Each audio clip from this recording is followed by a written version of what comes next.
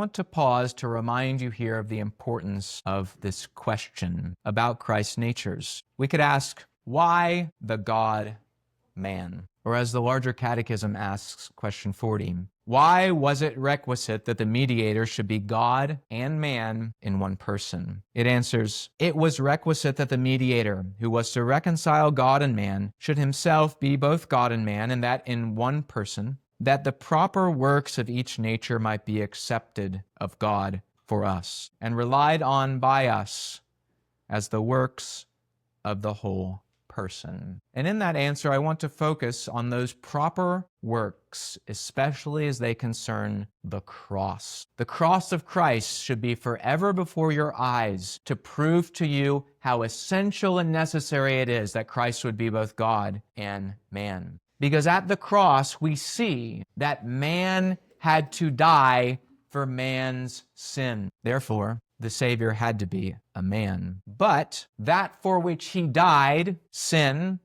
namely its guilt, is infinite. Because sin, being against an infinitely good God, is infinitely evil. And so we have a problem. The death of a finite man is not enough to atone for infinite guilt. And therefore the one who died as man had also to be God. God cannot die, and so he had to be man. But man is only finite, and so this man had to be God. Thus, the God-man, who gave a true human nature unto death, but did it as the Son of God. And therefore, that offering was infinitely precious and enough to atone for all the sins of all who would ever trust him. So remember the importance of this question. It's essential to salvation.